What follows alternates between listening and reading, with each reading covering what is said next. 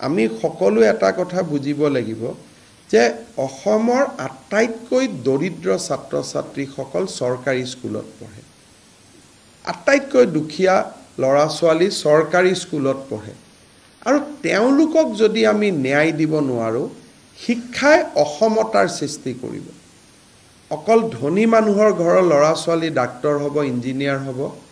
আৰু দুখীয়া মানুহৰ ঘৰৰ ল'ৰা ছোৱালী কেতিয়াও ডক্টৰ ইঞ্জিনিয়াৰ হ'ব নোৱাৰিব গান্ধীজীয়ে কৈছিল যে শিক্ষাই সমতাৰ সৃষ্টি কৰে education has a equalizing effect in our society কিন্তু যদি সৰকাৰী শিক্ষকসকল স্কুলত না যায় তে শিক্ষাই ইমান এটা ডাঙৰ অসমতাৰ সৃষ্টি কৰিব যে সেই অসমতা আমি দূৰ কৰিব নোৱাৰো আজি মই এটা উদাহৰণ দিছো প্ৰতিদিন বাতৰি কাকতখনে এই ধৰণৰ কথা লিখে গছৰ ওপৰত উঠে গছৰ তলত উঠে কিন্তু তেওঁৰ বা মোৰ দুইটা ল'ৰা ছোৱালীয়ে প্ৰাইভেট স্কুলত পঢ়িছো গতিকে এই দুখীয়া দৰিদ্ৰ চৰকাৰী স্কুলত পঢ়া ল'ৰা ছোৱালীৰ যেটো প্ৰয়োজনীয়তা যে শিক্ষক এজন তেওঁলোকৰ বাবে মৌলিক অধিকাৰ শিক্ষকজন তেওঁলোকৰ মৌলিক অধিকাৰ তেওঁলোক that is their fundamental rights গতিকে শিক্ষকজনক সময়ত উপস্থিত থাকিব কোৱাটো সৰকাৰখনৰ বাবে অপৰাধ হ'ব নোৱাৰে শিক্ষা মন্ত্ৰীক তাৰ কাৰণে অপৰাধী সজাব নোৱাৰে কিন্তু যদি এপটোত কিবা ভুল আছে ডেফিনেটলি আমি ঠিক কৰিব লাগিব যদি এপটোত হসাই গছৰ ওপৰত উঠিহে এপটোত পৰীক্ষা দিব লাগে এটেন্ডেন্স দিব লাগে দেন শিক্ষা বিভাগে তাৰ উত্তৰ ডেফিনেটলি দিব লাগিব আৰু শিক্ষা বিভাগো ৰাইজৰ কাঠগড়াত থিয় হ'ব লাগিব সেই কাৰণে মই অসমৰ শিক্ষক সমাজক অনুৰোধ কৰিম যে যিসকলে এপটোৰ গুণগত মানদণ্ডৰ ওপৰত প্ৰশ্ন কৰিছে তেওঁলোকে ডাইৰেক্টৰ এলিমেন্টাৰী এডুকেশ্যনৰ ওচৰত তেওঁলোকৰ অভিজ্ঞতাখিনি লিখি দিলে এই তিনিওজন কমিটি যি তিনিখন কমিটি আছে ডক্টৰ পৰমেশ্বৰ আয়াৰ তেওঁ গুৱাহাটী আইআইটিৰ dean doctor Sharat Kumar Patra director Indian institute of information technology Guwahati আৰু doctor Hiten Choudhury head of the department of Cotton College computer science আৰু ইনফৰমেশ্যন টেকনলজিৰ HOD এই তিনিওজন ব্যক্তিয়ে স্কুলবিলাকতো যাব এপটো নিজে চলাই চাব তাত কিবা ভুল আছে নেকি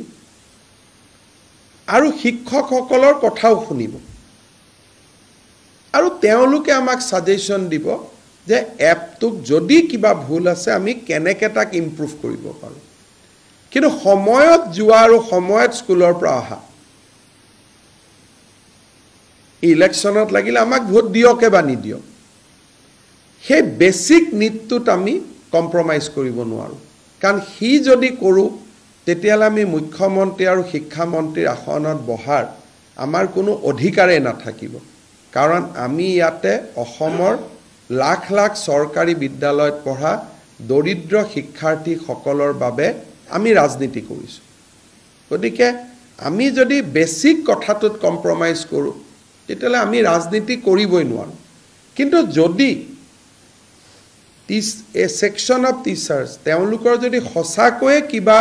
অভিযোগত মেৰিট আছে তাক শুনাটো আমাৰ দায়িত্ব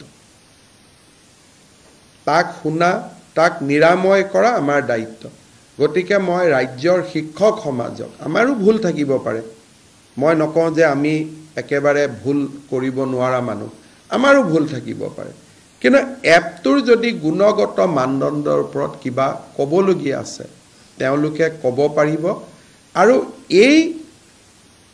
তিনিওজনীয়া কমিটি মই ৰাজ্যৰ তিনিখন চৰৰ বিদ্যালয়ত গৈ চৰ চাপৰি বিদ্যালয়ত গৈ তিনিখন পাহাৰৰ বিদ্যালয়ত গৈ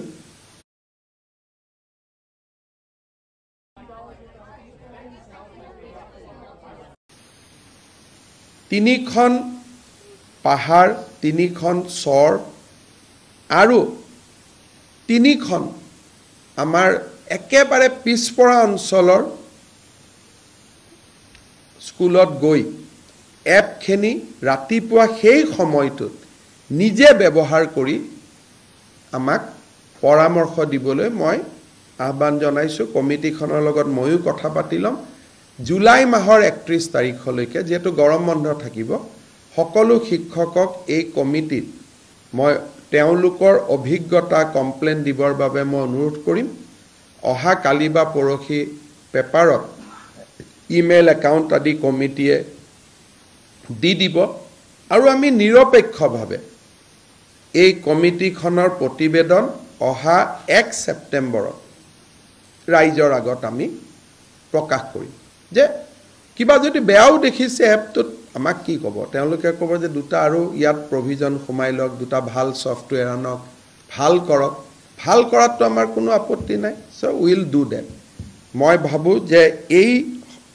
ব্যৱস্থাৰ পিছত ৰাজ্যৰ শিক্ষা ব্যৱস্থাত যোৱা এটা বছৰ ধৰি যিকোনো কাৰণতে সৃষ্টি হৈ থকা তিক্ততাৰ অৱসান ঘটিব। আৰু শিক্ষামন্ত্ৰী ৰনোজ পেগু ডাঙৰীয়াৰ লগতো মই কথা পাতিছোঁ। তেওঁ কৈছে যে মোৰ কোনো আপত্তি নাই, মুখ্যমন্ত্ৰীয়ে যদি এনেকুৱা কমিটি এটা গঠন কৰি দিয়ে মই আদৰণি জনাম। আৰু এই কমিটিটো শিক্ষা বিভাগৰ পৰিৱৰ্তে মই নিজে পিক কৰিছোঁ যাতে ই সম্পূৰ্ণ নিৰপেক্ষ হ'ব।